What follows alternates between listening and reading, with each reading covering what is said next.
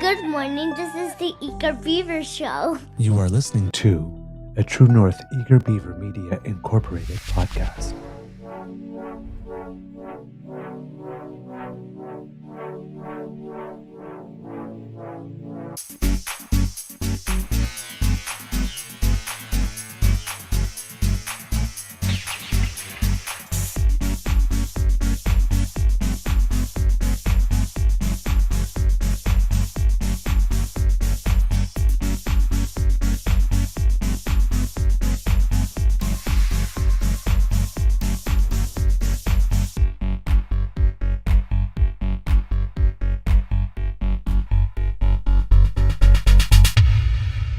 The True North Eager Beaver podcasts are proudly brought to you by our founding sponsors, the Miss V Mysteries from Corvid Moon Publishing, your source for science fiction, fantasy, and cozy mysteries featuring a broad diversity of characters. PsychicTarot.ca, book your tarot reading and unlock your spiritual journey. And the Pepper Master, hot pepper sauces made from farm-fresh ingredients to thrill your taste buds and expand your mind.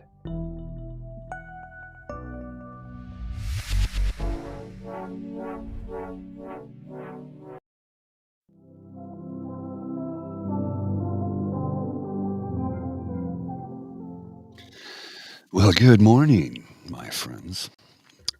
It's going to be a solo show today. I got a message from Mr. Beaver saying that he is going to sleep in because he was up quite late, as I understand. He got to bed around 4 a.m. or maybe 5 by the looks of things, according to the email. Yeah, about 5 a.m. So he's going to sleep in this morning. He may do something this afternoon, I'm not sure, but I wanted to hop on this morning for a little bit to have a discussion with you. So good morning. I hope everybody's doing well this morning. I hope that you slept well. I didn't sleep well at all, but that has more to do with allergies than anything else. So, that just happens to happen sometimes.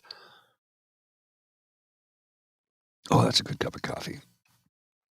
So let's thank the sponsors, the Pepper Master, the Miss V Mysteries from Corvid Moon Publishing, and PsychicTarot.ca, I think it is now, if I stand corrected. They've been with us for since the very beginning, and we appreciate them. And thank them for all they do for us. And we are, of course, looking for additional sponsors. So if you know anybody who's looking to get their message out to a large audience, as our audience is growing, thankfully, and we can reach more people this way. Well, what do you think about the election results? I'm looking at some of the numbers here, and what's interesting is 2025 versus 2021, the Liberal Party actually picked up a few seats, and so did, what's going on here with this thing? I just have an application in the background. I was trying to show you some stuff, and there we go. Now it's working. The Liberal Party picked up 8 seats versus the last election, and the Conservative Party have picked up about 20 versus the previous election. The Bloc, it looks like they've lost about 9. NDP have lost a lot, losing official party status because they only won 7 seats in total versus 25 in the previous. Is 26 seats gained according to this report for the Conservatives? I think it's actually 25 if the numbers are correct. Yeah, it's 25. There was one questionable thing on the chart I was looking at, but I can show you this, share it with you quickly. And we will have a look at the wins versus losses. This is from the Pembroke Observer, actually. Yeah, so thank you to Pembroke Observer. This is not 100% accurate. It's actually 8 seats, and this was 25 seats is the difference, is the final total. 9 seats lost for the BQ, 18 NDP, and the Green lost 1 seat. Elizabeth May getting reelected again. And we could shuffle down here and look at the 2021 versus 2025 numbers in BC. Liberal Party gained 4 seats. In Alberta, same thing. The Conservatives gained 4 seats, though, because there's new ridings in Alberta now that did not exist in the last election because the population growth and distribution thereof. Saskatchewan actually did get a single Liberal seat, which was a bit of a surprise, which was Conservative, that seat in the last election. Manitoba picked up 2 Liberal seats. Conservatives remained the same. The NDP lost 2. So I think in this election, what really happened, what is not really up for debate, was that in many cases, NDP voters switched, because you can see here 2021 Ontario was 78 Liberal seats versus 69 in this election. The Conservatives picked up quite a bit from 37 to 53. The NDP got 0 seats. So it looks like the folks who had voted NDP in the last election in the province of Ontario voted for the Liberal Party in this one. Quebec, big difference. Liberal Party picked up a total of 8 seats. The Conservatives picked up 1. NDP have their single seat that they hung on to. The Bloc, well, they lost big time. Newfoundland, 5 Liberal, 2 Conservative versus 6-1 in the previous election. Nova Scotia, 10 Liberal versus 8 in the last election, and the Conservatives 3 versus 1. New Brunswick is unchanged, 6-4 both elections. PEI is 4-4 both elections. If we go up to here to Yukon, same thing as the last result, a Liberal. Northwest Territories, same thing as the last result. And Nunavut voted NDP, same thing as the last result in the previous election. So we're seeing some changes. Now, it's a minority government, not a majority. I'm here, like, there's some shocking things that took place in many cases, and see if I can dig them up for you here. I had some stats on it. And I just killed it by accident. I hit the X and closed the tab when I didn't mean to. So I apologize. I'll just go back into the history and pull it up here. It looks to me like, well, as many of you may already know, where did it go? Oh, there we go. As many of you may already know, Pierre Poilievre lost his seat. He is staying on as Conservative Party leader, but he lost his seat, which, comes as a bit of a surprise. What is going on with this thing? Every time I try and reload this one page, it goes haywire. There we go. Okay. So, 7 gains. I'm looking to see. The Rhinoceros Party is still a thing. Did you know that?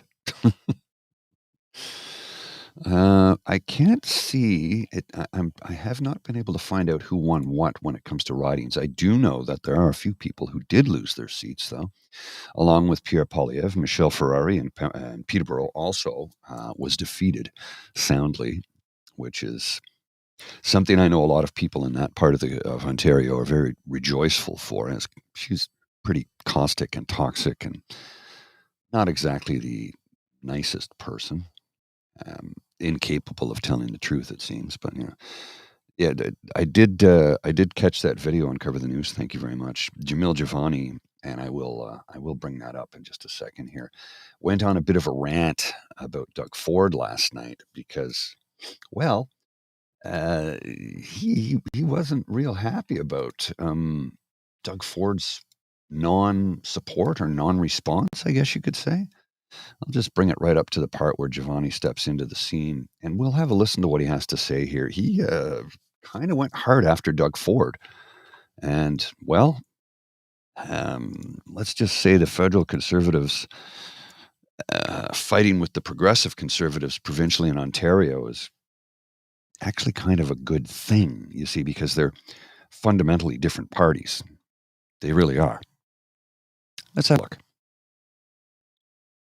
By-election following his resignation. It was Jamil Javanni who won that, and Jamil Javanni winning again tonight. Congratulations. Thank you very much. Yeah, we have a great team here in Bowmanville, Oshawa North. Very excited and happy to bring home a victory. I do want to ask you, Mr. Javanni, because you've just spoken to your supporters, a large group that's here at the pub here in Bowmanville, North Oshawa, and you said to them, among other things, that Doug Ford was a problem for you in this campaign. You said that he sabotaged the Conservative campaign. That's your words. You said he was a hype man for the Liberals.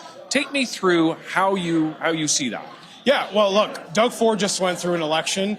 I have differences of opinion with him. I don't like how he's managed healthcare or education. But out of respect, we didn't say anything. Federal party, we didn't get in his way. When it was our turn to run an election, he couldn't stay out of our business, always getting his criticisms and all his opinions out, distracting our campaign, trying to make it about him, trying to position himself as some kind of political genius that we needed to be taking cues from. Was it him specifically? Was it his campaign manager, Corey, tonight? Do you see Doug Ford as a problem for the federal party in the outcome of this race? I see Doug Ford as a problem for Ontario and for Canada. I think he's not doing a great job in running this province, and now he's trying to exercise his influence over other levels of government, and it's not like this guy is doing anything particularly well. I mean, you did used to work for him. I did. I'm speaking from experience. I tried to fix problems in this province, and he kept getting in his way and all his goons around him all the time. They wouldn't make anything better, and now we're seeing him because this guy's a political genius because he beat Bonnie Crombie and Stephen Del Duca, and now we got to sit around getting advice from him? No. He has taken the provincial Conservative Party and turned it into something hollow, unprincipled, something that doesn't solve problems. He's glad-handing with Chrystia Freeland, having coffees and lattes with Mark Carney, and Okay. I've had enough of that. He goes on for a little while longer. I don't need to hear any more from him. He can be as caustic and toxic towards Doug Ford as he wants. I don't care. I have no love for Doug Ford. Everybody knows that. And he did state a few different things there that I completely agree with. I don't like the way Doug Ford has handled healthcare. I also don't like the way that party wants to handle healthcare in this country because they basically want to privatize it altogether. He's done nothing. Jamil Javanni has done nothing. He will do nothing. He's an ineffective member of parliament. Now, the stunning upset, I guess, in many respects, is Bruce Fanjoy winning with a 50% margin over Pierre Poilievre, who had a 46% margin, I think is what it was, in his riding. So, yeah, Pierre Poilievre, there it is, 51 to 46, 19 vote change, 19% change, I guess it is, and a 6% drop. So Pierre Poilievre, 46% of the vote, and 51% for Bruce Fanjoy, and the rest of the vote was split between Greens and NDP is the final tally.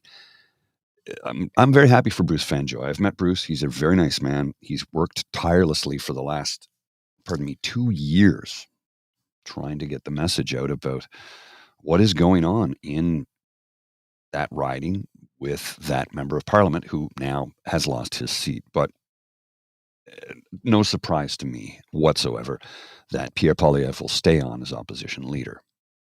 And he said something in his speech, and I'll see if I can find it here. I watched it earlier. He said, we will oppose and propose new legislation, which is the job of the opposition party and the opposition leader. Except the thing is, all they have done is oppose. They have not proposed anything. And the idea is to oppose legislation or bills that they see unfit or not satisfactory and propose an alternative or, I don't know, a negotiation on how to change the bill to make it better for Canadians, except they've not done that. All they've done is vote no on everything for the last couple of years and never propose anything. They have slogans, but they don't have any policy. And it's as simple as that.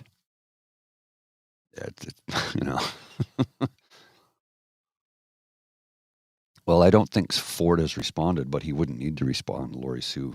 He is a provincial premier. So, I mean, there's nothing for him to say, really. If there's no need for the media to go talk to him because he wasn't, like he already has his election. Think of him as like a governor of a state. He is the provincial premier, which means that, his say in this matter is got nothing to do with the federal Conservative Party. And in Nova Scotia, as a matter of fact, Tim Houston has said point blank, just ignore the federal Conservatives. We have nothing to do with them. We don't follow their policy. We don't follow their platforms. We are a separate party, which is true. Now, I've got issues with Tim Houston and some of the things he's said and done, but he is correct. The Progressive Conservative Party of Nova Scotia is not in lockstep with the Conservative Party of Canada. They are two different parties. So there you go.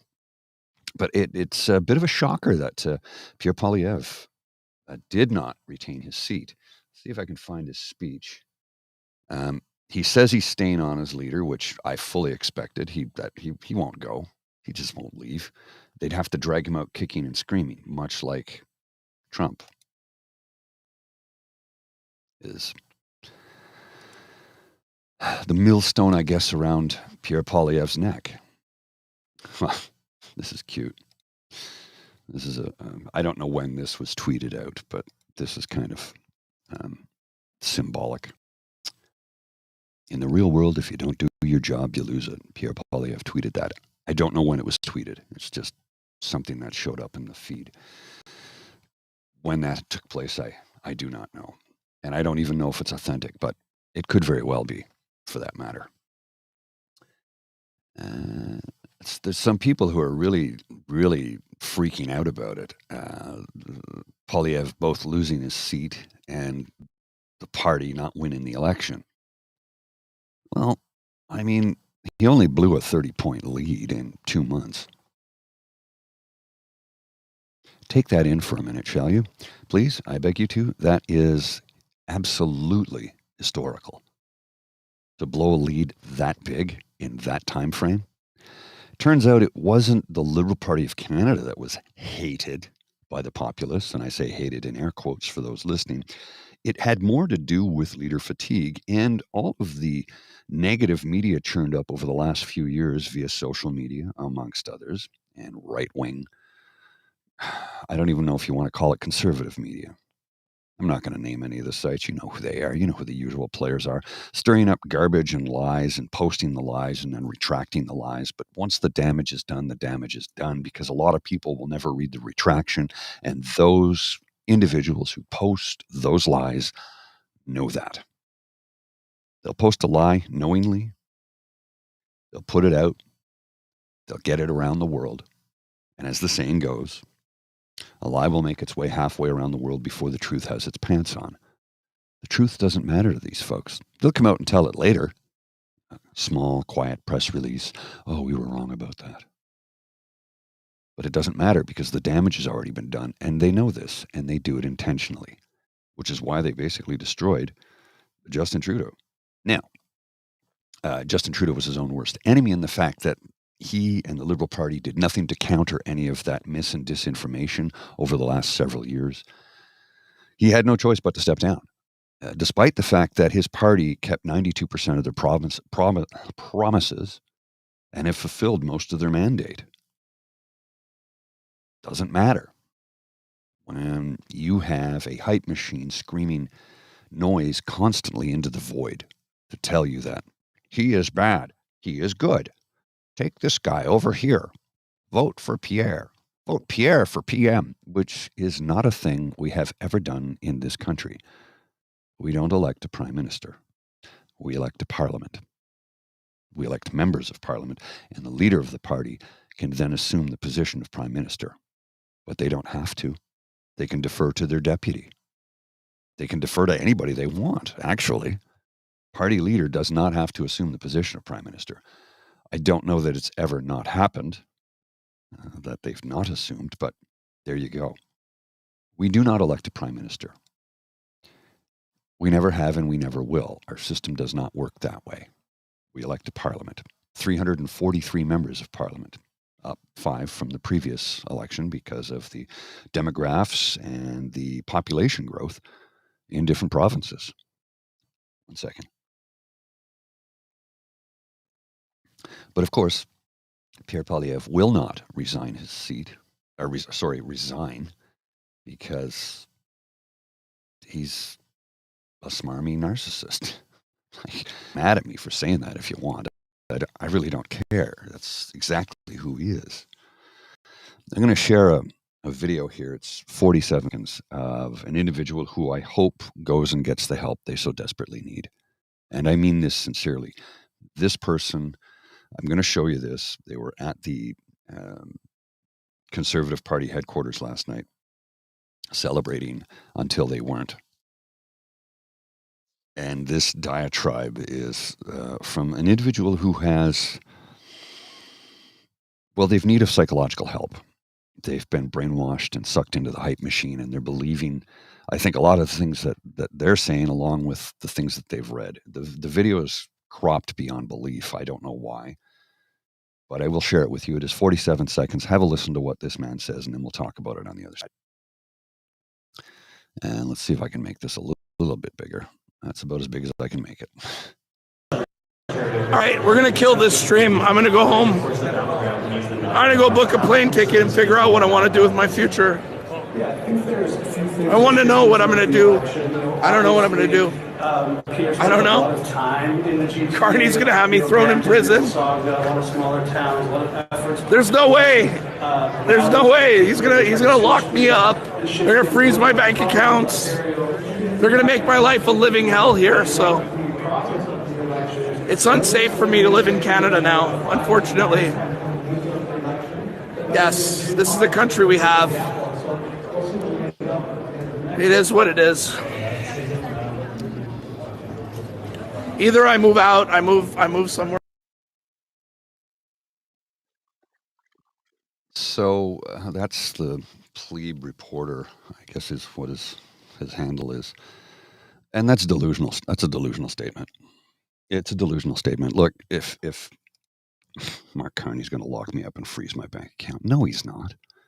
Unless you perform a treasonous act or threaten the life of the Prime Minister, it's not going to happen. If the Liberal Prime Minister, the current or the previous, technically two previous, wanted to lock you up for the things you've said, it would have happened a long time ago. But they haven't and they won't because they're not dictators. This individual, I think, is just trying to bring more spotlight onto himself. I think it's more of a grab at someone's heartstrings somewhere.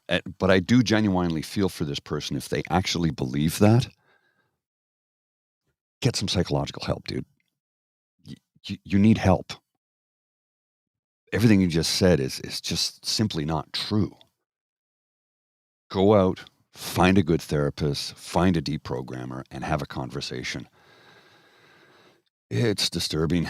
There are a lot of people like that in this country right now who are believing every single conspiracy theory they've ever read.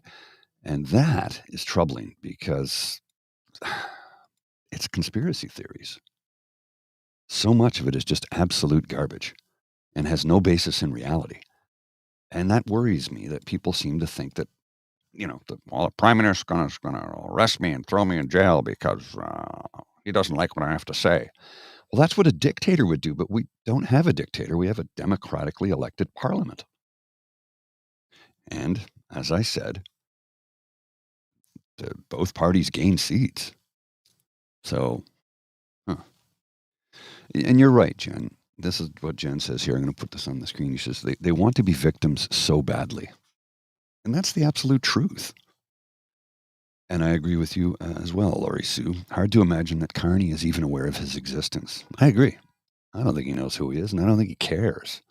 Like, why would he? The man has bigger fish to fry, one being the current trade war we are in with the United States of America and one Donald Trump. So, yeah. Strange times, strange days, strange people saying strange things. They're allowed to say them because we have freedom of expression in this country. You're allowed to say strange things. You're not allowed to say hateful things, though. If you target a specific demographic or group of people, you will be charged. And we'll see it happening as the rhetoric heats up, as I'm sure some people in this country will start to scream that, the fix was in, fake news, stop the steal, blah-de-de, blah-de-de, blah. Well, we've heard all of that before. And I'm sure we're probably going to hear it again. Yeah. What?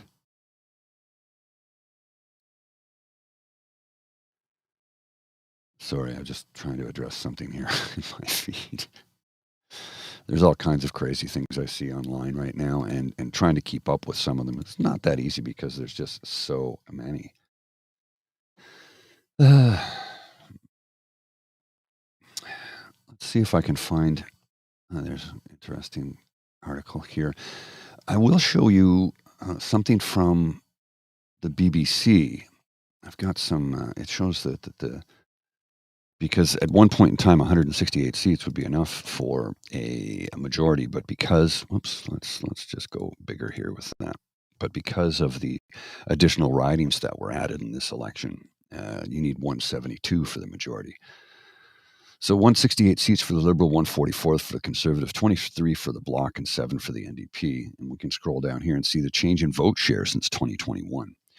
Conservative Party's up by 7.7%, 10.9% for the Liberals. And it looks to me like if you look at the switch here from the Liberal of 10.9 and the NDP down by 11.6, I'm thinking a lot of NDP voters strategically voted for the Liberals in this election. I know a number of them who did and told me point blank they were going to do so because they knew that they couldn't form government and that they needed their vote to really count towards making a difference. And I believe those people. They felt that a strategic vote in this election was important for the future and the safety of this country. And I say the safety not only for trade, but for women, for the LGBTQ plus community, for people of color, for the Indigenous community. A lot of people were really afraid of what might happen if the Conservatives formed government. And I understand that. I get it. The nerves were there and justifiably so. It was touch and go for a bit. But as of this morning, we do have current Prime Minister who has retained his position as Prime Minister, I guess. Retained his position as Prime Minister. He's still the Prime Minister. He steps down as Prime Minister for the election, but goes into caretaker mode. So theoretically, in actuality, he's still the Prime Minister on days when they hold the campaign and he has to do Prime Minister type things. But it's known as a caretaker government.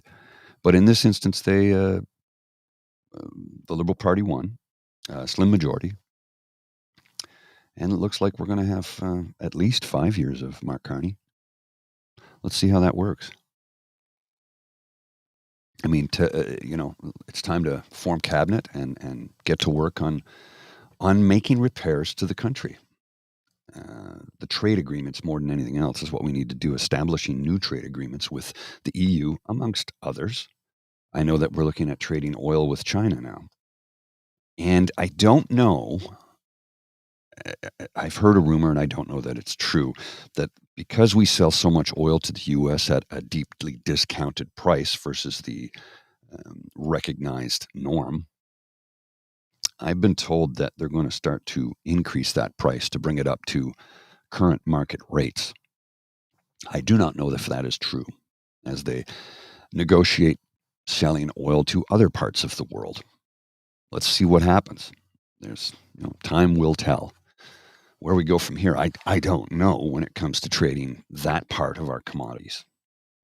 If anybody does know, please share it with me because I'd love to hear from you. But yeah, we have a new day has dawned, and some people have changed positions. Some people have lost their jobs. Jagmeet Singh has stepped down as NDP leader, which I half expected. He did the honorable thing. He did not gain seats for his party. They lost. And I think, and like I said, a large part of that reasoning is because of the fact that a lot of folks voted Conservative this time because they were so afraid of the Conservative Party forming government with Pierre Poilievre at the helm of Prime Minister. And I get that. I truly understand and can empathize with those folks who thought, well, we just can't. It's not good. I'm going to see if I can find you Pierre Poilievre's speech. Let's see if I can find his speech here from last night. Where are we? Come on. I had it here. Where did it go? Darn it. Oh, wait, I'll just click on the videos. There we go. Here we go. It's a few minutes, so I will share this with you. This is from just a YouTube. And I will put this up on the screen so you can watch it while it's on. I'm going to grab myself another cup of coffee, and I'll be back in just a minute. But have a listen to what he had to say. Some of it was quite magnanimous, actually. I was surprised. And he did have a couple of things to say that I agreed with, but he hasn't done. Oppose and propose. They've not proposed anything.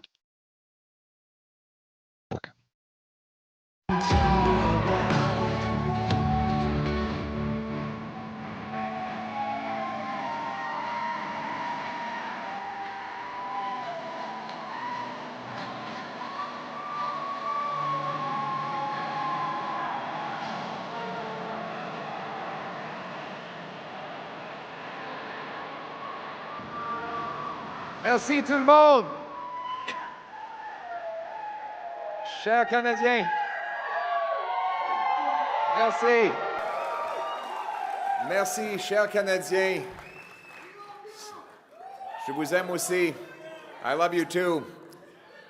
Thank you, thank you, thank you. It's with profound gratitude that I stand before you today at the moment of this historic election. Because only in Canada could the story that Anna and I bring to the stage be possible. The adopted son of school teachers and a Venezuelan refugee, stand on this stage in front of our proud country, offering ourselves up to serve for the future, after millions of people have shown up and marked their X, spoken their voice, and exercised their democratic rights. We could not be more proud, we could not be more grateful for the opportunity the Canadians have given us.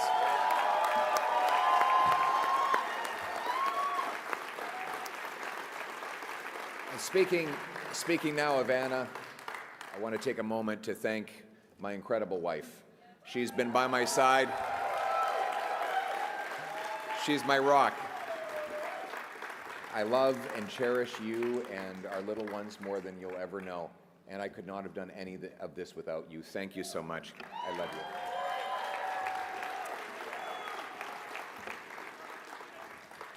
Now, my message to Canadians. The promise that was made to me and to all of you is that anybody from anywhere could achieve anything, that through hard work, you could get a great life, you could have a nice, affordable home on a safe street. My purpose in politics is and will continue to be to restore that promise.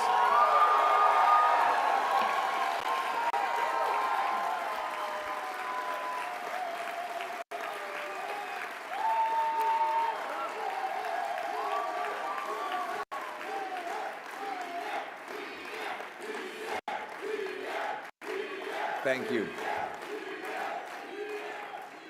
To the candidates who ran under our banner as Conservatives, to the volunteers who knocked on the doors, made phone calls, put up lawn signs, rallied at our events, donated their hard-earned money to our cause, I thank you from the bottom of my heart. To the millions of people who voted for the Conservative Party and put their hopes and dreams in our vision, thank you.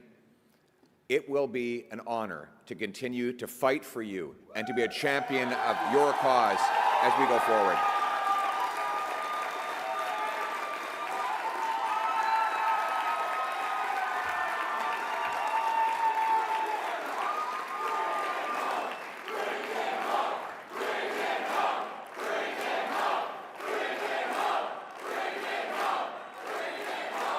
Ça serait un grand honneur de continuer de me battre pour vous, parce que c'est un honneur d'être votre voix, c'est un honneur de me battre pour les valeurs conservatrices pour lesquelles vous avez voté, et surtout, ça va être un honneur de continuer d'avancer la promesse du Canada, que chacun ici au Canada qui travaille fort peut avoir une belle vie et une belle maison abordable dans une communauté sécuritaire. C'est ça notre vision et on va le ramener chez nous.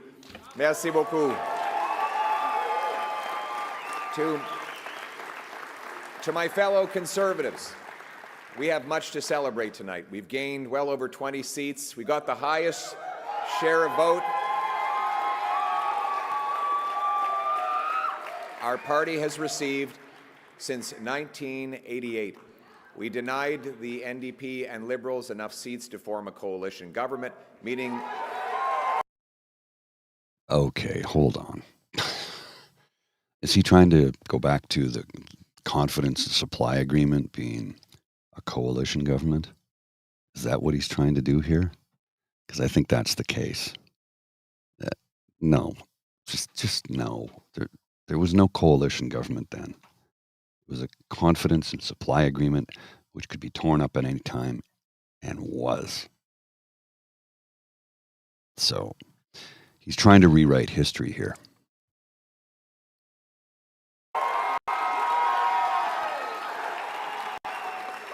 And we did all of this in a very difficult environment. That said, we are cognizant of the fact that we didn't quite get over the finish line yet. We know that change is needed, but change is hard to come by. It takes time. It takes work. And that's why we have to learn the lessons of tonight so that we can have an even better result the next time the Canadians decide the future for the country.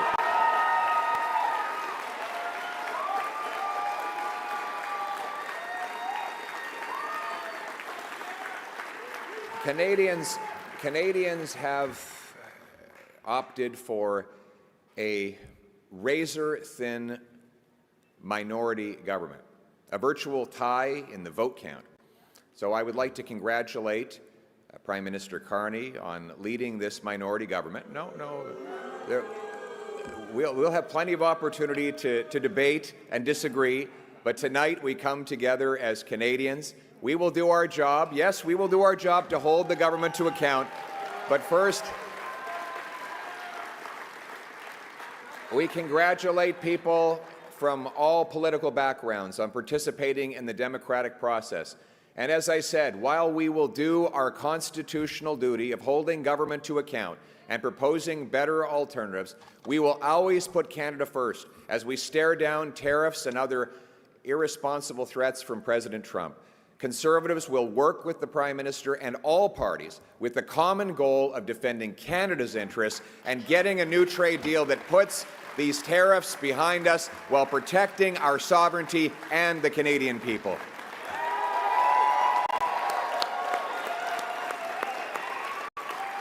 I want to thank my Conservative team, my caucus, my members of the Conservative staff and others who've helped reshape the entire political landscape in this country. Conservatives have achieved major breakthroughs tonight. We brought in record support from blue-collar and unionized workers, youth, new Canadians. We gave voices to countless people across this country who've been left out and left behind for far too long. We won the big debates of our time on the carbon tax, on inflation, on housing, on the drug crisis, on crime. Conservatives have been leading the debate, and we will continue to put forward the best arguments to improve the lives of our people right across this country. But we will not stop there. Every single day, our Conservative caucus and I will be holding the government to account on behalf of the millions of Canadians who believed in the message of change. En tant que parti, on a grandement élargi notre soutien et chaque jour, le caucus conservateur et moi allons travailler à Ottawa pour rendre des comptes du gouvernement au nom des millions de Canadiens qui ont décidé de voter pour un vrai changement. J'ai eu l'honneur de parcourir le pays et parler aux milliers de personnes qui ont partagé leurs préoccupations, leurs peines, leurs espoirs. Everywhere I went, hard-working people took precious time out of their day to tell me about their struggles, their pain, their fears, but also their hopes and dreams. Welders and waitresses, farmers and factory workers, seniors, small business owners, and single mothers. Young Canadians. I want to back up there for a second. Pay attention to something he just said. Welders and waitresses. Did you catch that? Welders and waitresses. I've been saying server for about 30 years now because it's not a gendered position, but he only believes in two genders, right? when we know there's a minimum of 3 sexes, male, female, and intersex, and there's variations upon the intersex thing, but I'm not going to get into that because I'm not smart enough to tell you about it because I haven't read enough to know what those differences thereof are. But did you notice that? Waitresses, not servers. A little misogynistic, don't you think? I remember a few years ago, a member of that party had said stewardesses. And I pointed out, I said, that's not a it's not a term we use anymore. We say flight attendants because, again, it's a non-gendered job.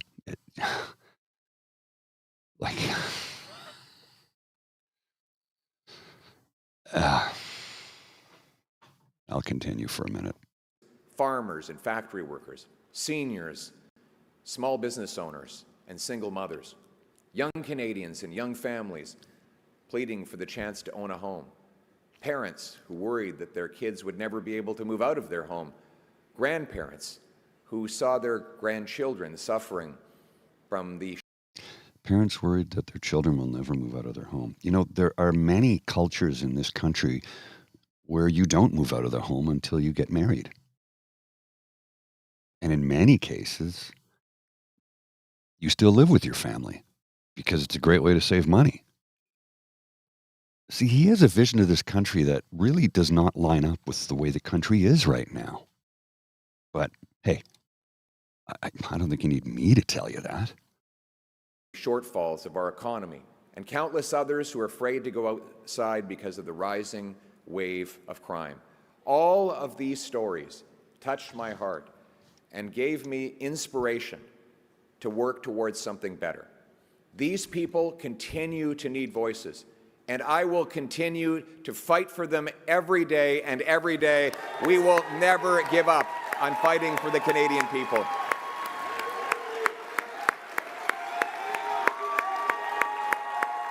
Thank you.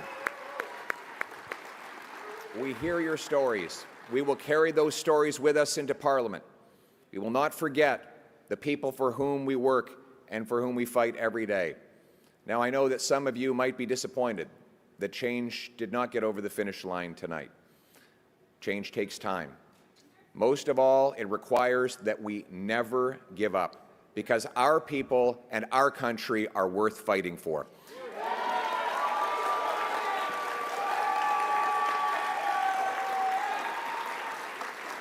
Je vous ai entendu. I can't argue with that part of the statement. Part of it, I said, our country is worth fighting for. But let's back it up for a second there and listen to what he says. And I need you to pay attention to this, because this is something this party has been going on about for the last few years. They do not see themselves as a part of this country. They see themselves separate. Conservatives will have your back, where every other party leader says Canadians.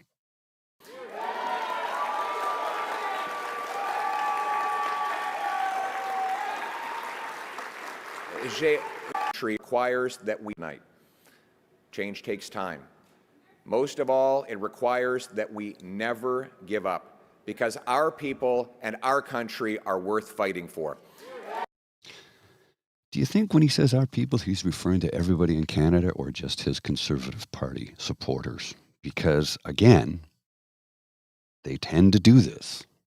Conservatives will support you. Not Canadians. Conservatives. They see themselves apart.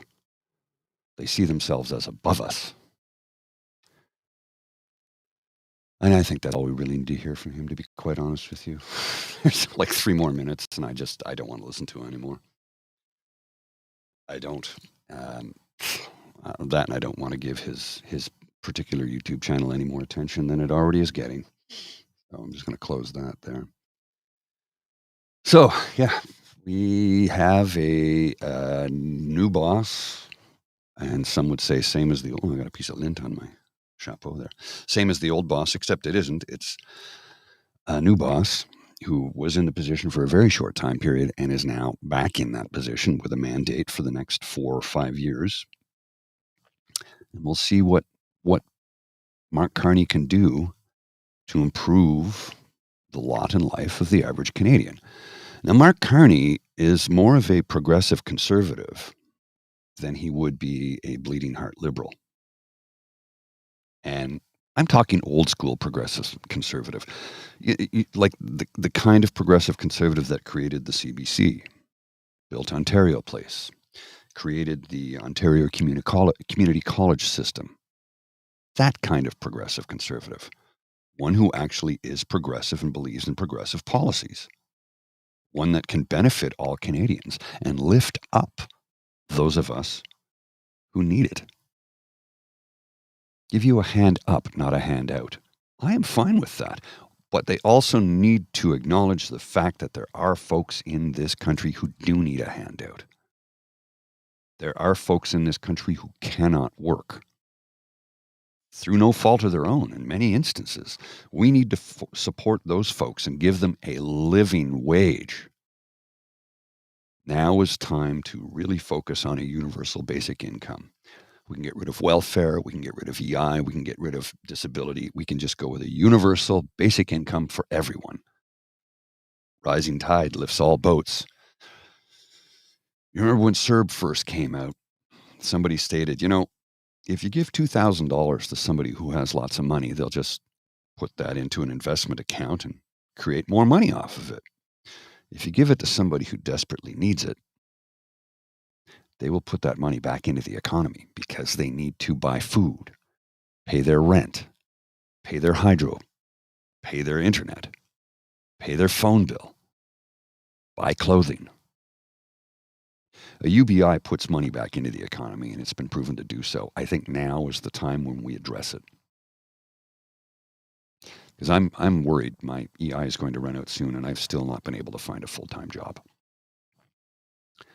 And I don't know what I'm going to do when that happens, because the $750 or $734 that Ontario Works would pay me will not cover my rent. So, folks, we have a new boss, and he's different than the old boss. Same party, different leader, and a few different people in positions of parliament now. Let's see what happens. I know a few people expected me to come on here and gloat. And I'm like, no, I'm not going to do that. That's not who I am. I'm not that person. I've never been a gloater. It's just not in my nature.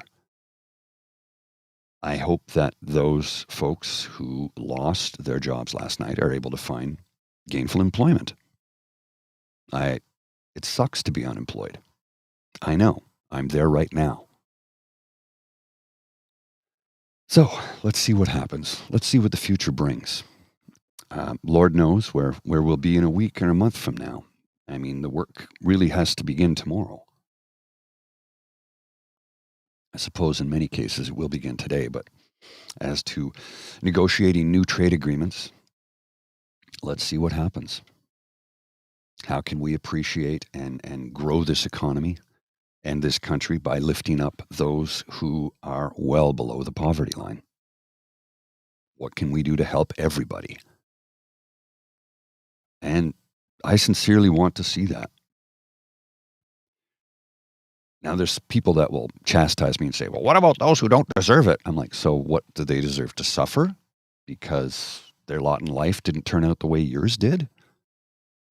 Doesn't make you a very good person if you actually feel that way. I work damn hard for everything I have. Yeah, so have I. I've worked damn hard my whole goddamn life, and I've got nothing. So, you want to punch down on me? Go ahead. I don't care. I've got thick skin, and I survive. It's what I do. Okay, let's take a look at a couple other things here, and then I'll wrap it up for the day because I am a little tired. I didn't sleep well last night. It's allergy related more than anything else, and I need to share this one little tweet with you from this is from January 27th, 2024, so over a year ago, and I think this is kind of interesting. This was so Dominic DePice tweeted this. to Bruce Fanjoy. And I'll share this with you now. This is in January 27th, 2024. 1 year ago today, I was seeking the Liberal Party nomination in Canada. Let me switch this up so you can see it here. I was seeking the Liberal Party nomination in Carleton. What a year it's been. I'm celebrating by doing one of my favorite things, meeting people in the riding. They inspire me to keep going. And this guy, Dominic DePice, says, you can't defeat Pierre.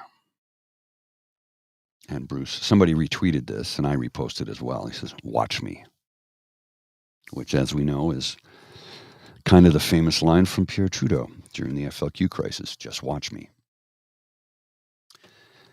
Bruce Fanjoy soundly defeated. I say soundly because it was a 50-46 margin. So that's it's not a landslide victory, but it is a victory.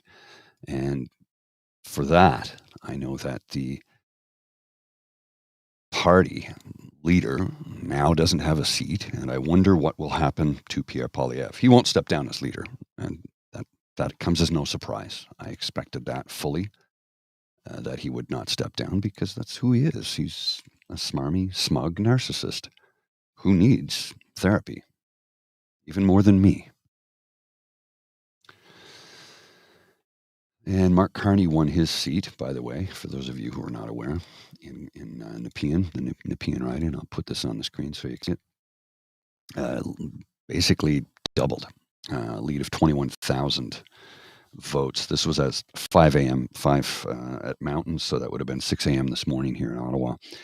44,980 for Mark Carney, 23,600 for Barbara Ball, 1,383 for Sham, I hope I say his name correctly, Sham Shukla. Hope I said that correctly. And 441 for Green Party candidate Greg Hopkins. So he won soundly in his riding. So he is now an elected member of Parliament and the leader of the Liberal Party and the Prime Minister of Canada. Good on you. Now, time for you to get to work. Time for you to express your values as you have in your book. Put them to good use. Let's do something to lift up everybody in this country, especially the most vulnerable. Housing, I know, is a huge file that he is on top of, and his housing plan does look good. And I think he's going to improve the country. Time will tell. Just wanted to give you a few seconds of Jagmeet Singh after he stepped down from his position last night, and bring that over to here. Moment to congratulate Prime Minister Carney on his victory. He has an important job to do to represent all Canadians and to protect our country and its sovereignty from the threats of Donald Trump. Tonight and every night, all of us here, we're on Team Canada. We want Canada to thrive, and we're going to continue to fight for Canada. And what he said was, I completely agree with. We want Canada to thrive. We'll continue to fight for Canada. That's what I want to hear. And we'll have, I'm going to give you, this is from Midas Touch, their take on Mark Carney's victory and his victory speech. It's a few minutes long, but it's worth a watch. I'll share this with you here quickly. 1 second. Bring it up on the screen. And yes, you can have a watch of this and tell me what you think, folks. Here we go. Mark Carney leading the Liberal Party to victory in Canada's election. Moments ago, he wrapped up his victory speech, and he made it clear to Donald Trump that Canada is never going to kiss the gangster's ring. Let's watch what Prime Minister Carney said moments ago in his victory speech. Let's play it. Humility is also about recognizing that one of the responsibilities of government is to prepare for the worst, not hope for the best. As I've been warning for months, America wants our land, our resources, our water, our country. Never. But these are not idle threats. President Trump is trying to break us so that America can own us. That will never ever happen.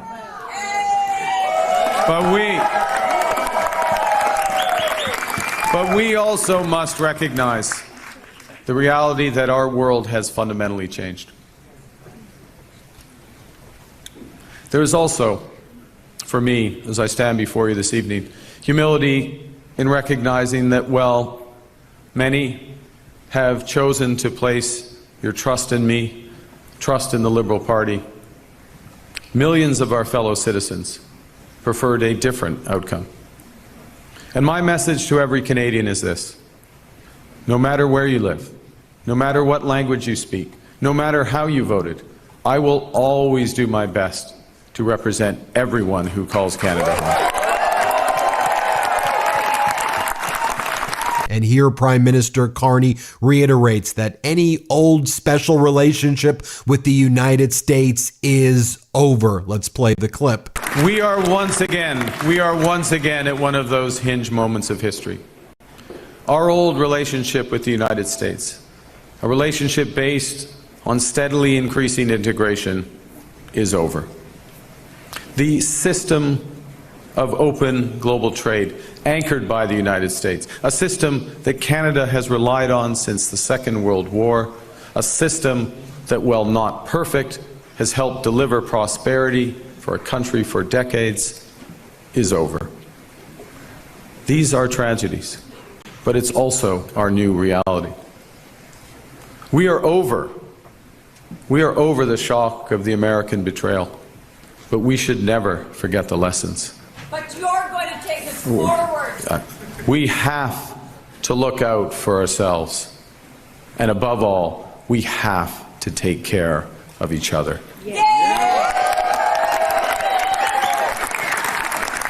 In his victory speech, Prime Minister Carney said, look, when I sit down with Donald Trump, I will be sitting down as the leader of the sovereign nation of Canada, speaking to another sovereign nation. If Donald Trump wants to deal with us as equals, I'm willing to have a conversation. But if Donald Trump wants to be excluded from the world order, from the broader global trade, we are looking elsewhere. We are done with the U.S., and Canada will lead the world, not the United States. Here, play this clip.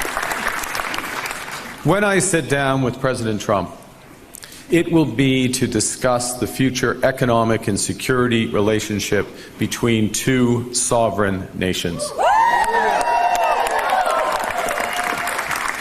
And it will be with our full knowledge that we have many, many other options than the United States to build prosperity for all Canadians.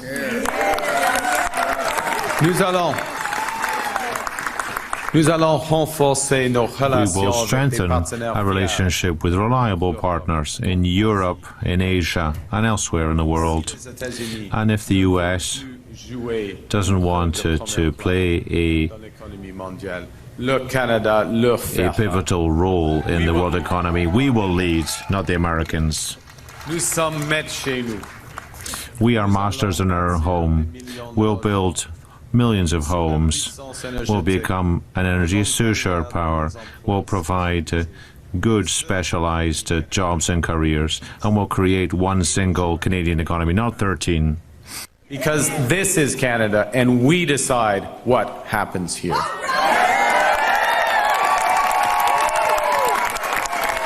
And folks, incredible developments are happening right now, even since my last video on Canada's election. It's why I wanted to be very careful in my reporting. So as of this video right now, the Liberal Party has won 167 ridings. They need 172 in order to form a majority government. Not sure they're going to be able to get there, but major developments even since our last video, and the Conservative Party has even fallen off since the last video. Speaking about falling off, Pierre Poilievre, the leader of Canada's Conservative Party, now seems like he is going to lose his own riding in Carleton. He's going to lose his own seat. I mean, a way to think about this for our American viewers.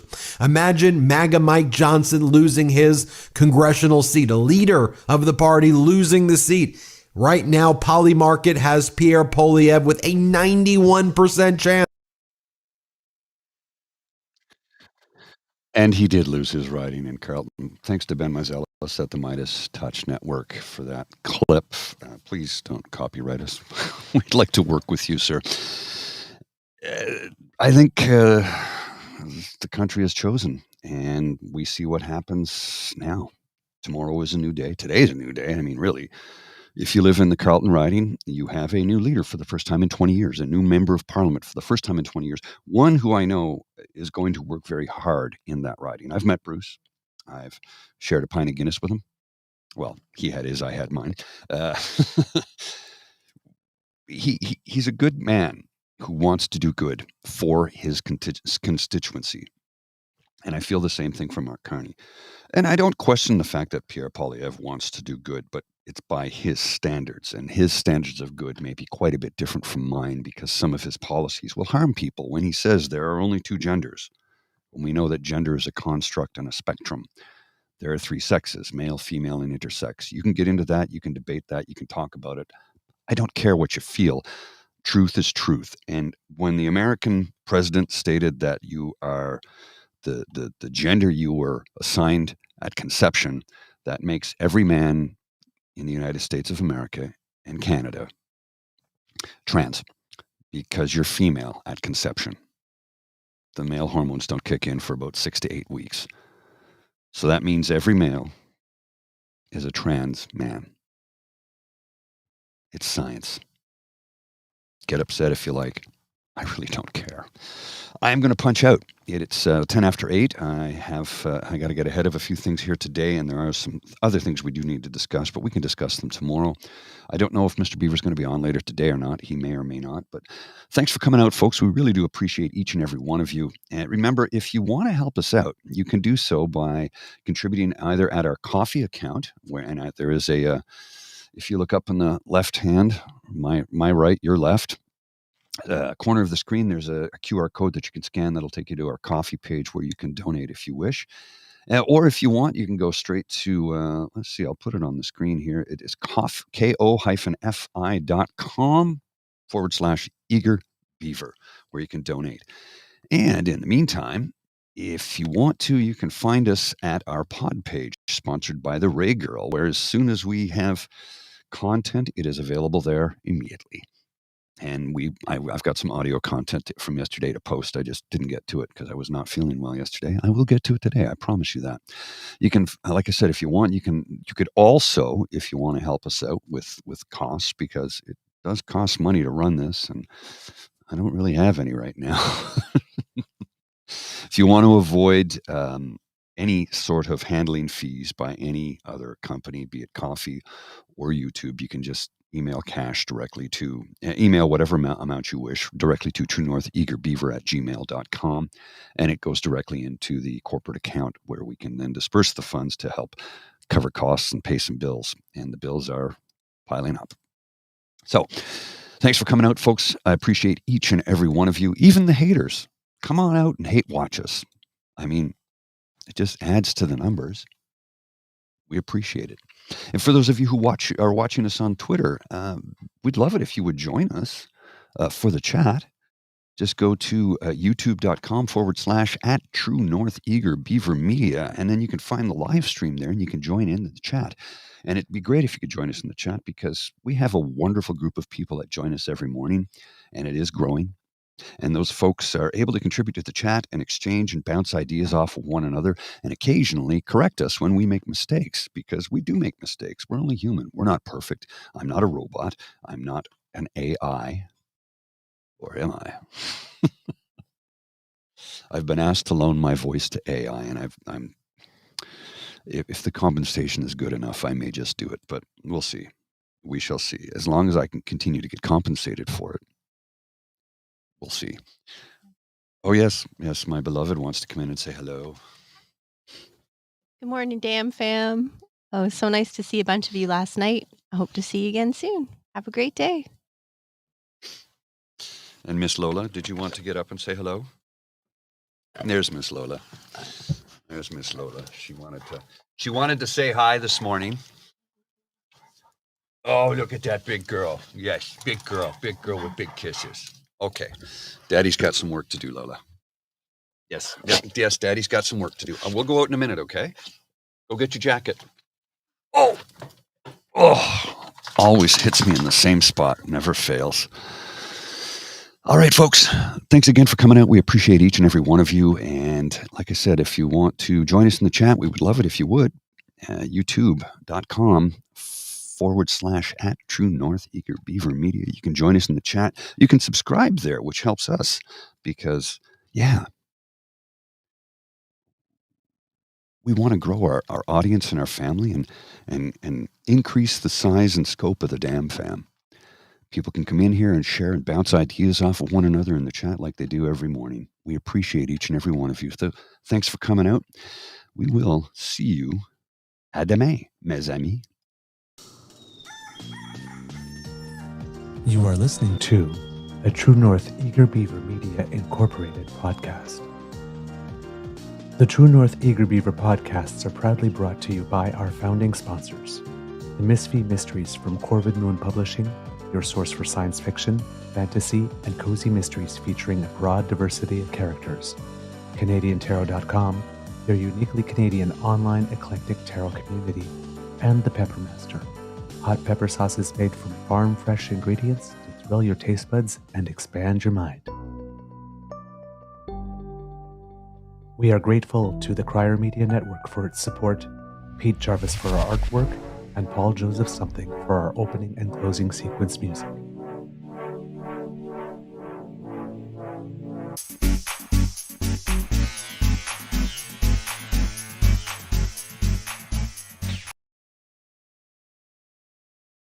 Thought I'd share one little quick Easter egg because, we like to do that here.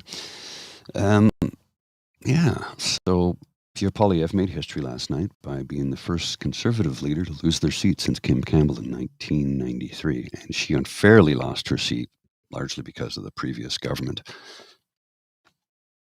So, let that sit with you. I'll see you tomorrow. You take care.